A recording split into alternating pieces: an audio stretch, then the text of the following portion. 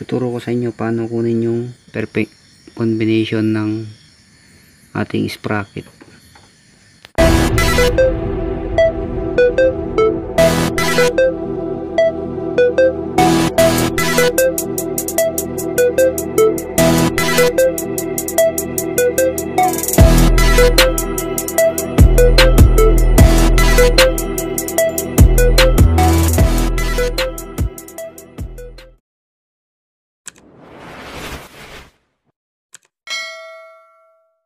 Meron tayong bagong sprocket na mga chong.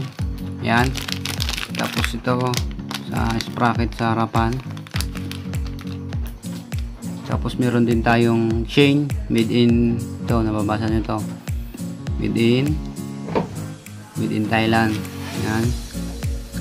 Bali gabi na mga chong, kaya hindi natin magagawa to kasi sa umaga ka. May trabaho tayo sa umaga, kaya gabi na lang natin i-vlog to. Bali nabili ko to sa Jacobals. Basta yun, Jacobals, di ko alam, ewan. Basta ilalapag ko na lang dyan yung link yan sa description. Tapos ito yung kanyang Facebook page. Yan, visit din kayo dyan, i-like to din para ma-update kayo sa kanyang i-upload. 200 to eh. Ito makita. Yan, 278. Tapos ito ay 200. Tapos ito wala naman presyo, baka 150 to. Yan, kaya binigay niya lang sa akin ditong 500 lahat to. Tapos ito 500 lahat na yan, kaya may discount daw. Okay na, sulit naman. Kaya tuturo ko naman sa inyo kung paano yung perfect combination natin sa sprocket natin mga chong. Kung gusto nyo yung high speed o kaya yung low speed, pwede rin. Pwedeng pang tricycle, pwedeng sa single, pang racing, ganon. Basta mamaya. Kung bago ka lang sa aking channel, please subscribe and hit the notification bell para ma-update kayo sa aking susunod na video. Kaya simulan na natin. Buksan natin lang muna ito mga to.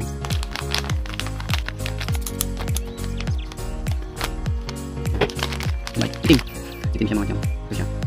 Yun, PDP. Buksan yan. Buksan natin muna.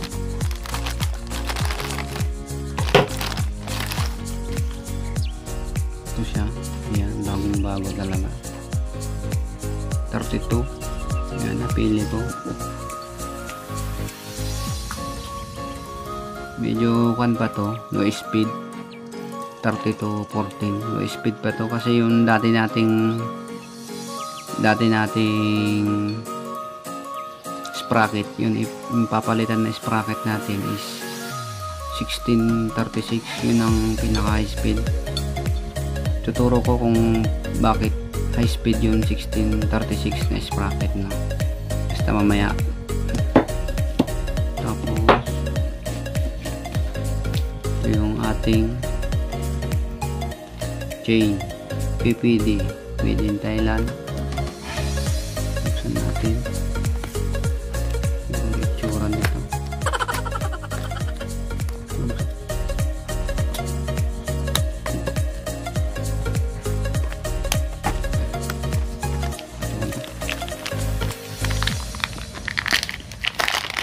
Yun siya.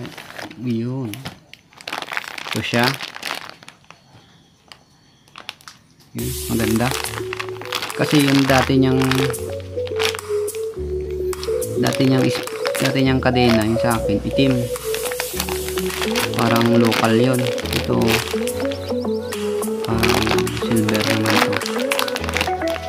Silver itong kulay niya. A few moments later. Yan muna.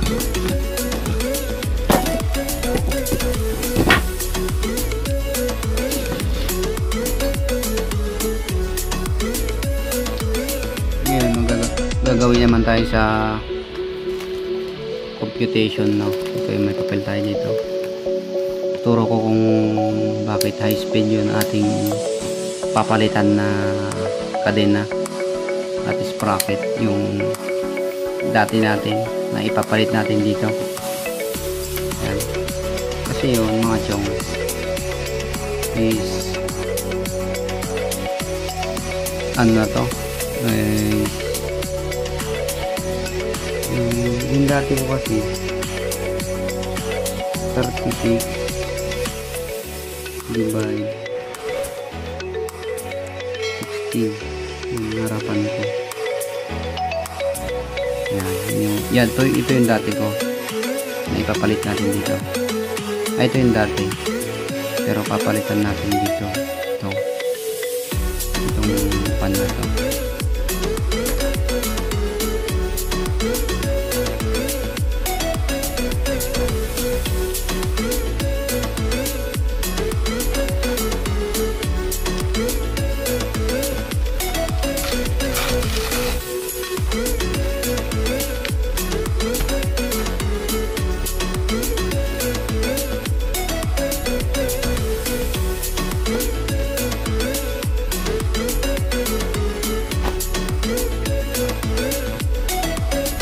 Bali, may notebook na tayo mga chong, no?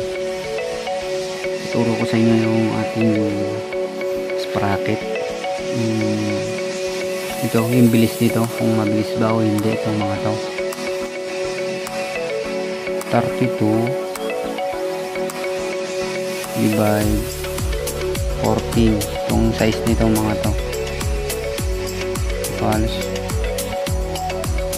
2.71. Pasensya na, 2.28 yan. Kamali lang kasi 2.71 yun ay sulat ko pala.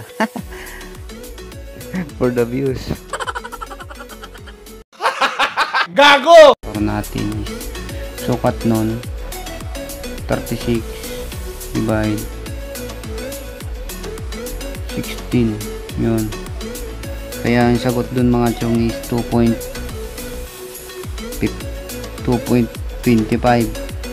Ay, 2.25 yan. 25.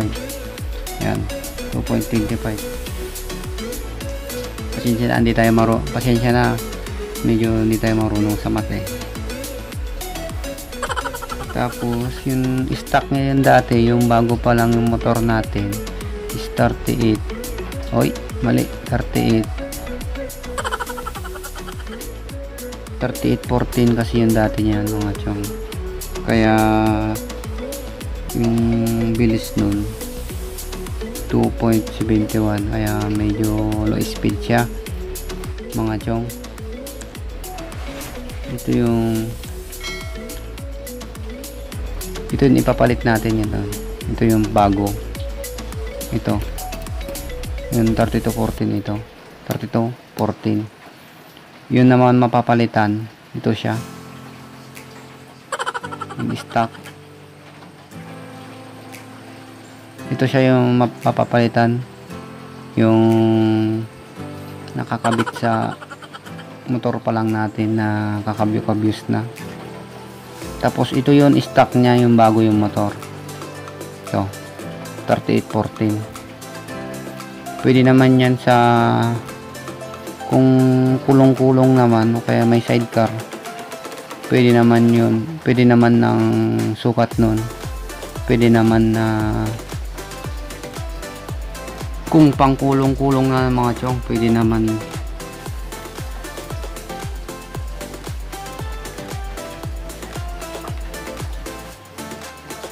Pwede naman yung divide, pwede naman pag kulong-kulong naman mga chong, pwede naman 45 divide 14. Yan, pwede yan. Kasi low speed na yung mga chong.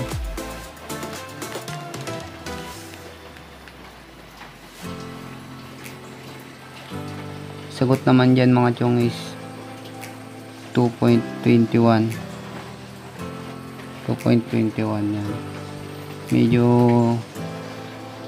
low speed na yan. 3.21 na yan. Medyo low speed na yung mga chong, kaya okay na okay. ito base lang sa aking karanasan, itong high speed natin na to is medyo pumapalo siya ng 120 kph yung takbo niya. Yun, nasa 110cc. Yan, 110cc. Pumapalo siya ng 120 kph yung takbo niya yan. Yung stock natin dati kasi hindi pa siya lagpas ng 100. Hindi pa lagpas ng 100, hindi na gumagalaw yung kph niya hanggang 98 naman, hanggang 95 lang yung kph niya, hindi na siya tumataas. Iwan lang ngayon itong bago natin, may sasalpak kung may pagbabago ba sa kanyang bilis. Malalaman na lang natin yan pag may salpak na natin to. So ito na yung ating natanggal sa motor natin. Ito madumi, baka madumi yung lamisahan, yung mesa natin. Ito siya, yan. Tapos ito yung sprocket sa harapan, yan. Diba kanina 36 yun, ito is hindi ko makita stock nya 16 yan mga chong, 16. Ito yung kadena natin. Kasi papalit natin to, maliit siya, diba, palit natin yan mamaya. Kaya abangan nyo na lang pag nisalpak ko, papakita ko sa inyo. Ito na siya chong, medyo madumi lang ating motor kasi medyo maputik dito, papasok dito sa ating munting bahay. Yan, pati dyan tanggal na yan, pero madumi lang siya, maputik kasi dito talaga. Kaya ito yung bago natin, yan, salpak natin yan dito, yun, sok na sok, yan natin salpak bago. Kaya medyo madilim, kaya hindi ako nag video dito. Yan, salpak na natin.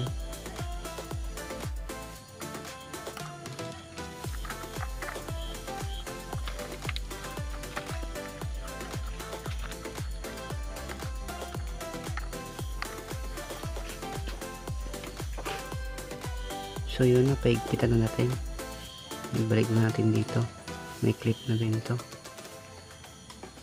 Yun na lang problema natin sa harapan. Yun. Bali wala kaming nagpuputol ng kadena, kaya dipukpok na lang mga chong. Yan. Yung pukpok namin kasi medyo mahaba yung kadena natin sa salpak dito, kaya pinupukpok na lang namin. Abangan nyo na lang pag may salpak ko na, kaya hanggang mali. So yun, tapos na mga chong. Kabit na natin ang ating kadena.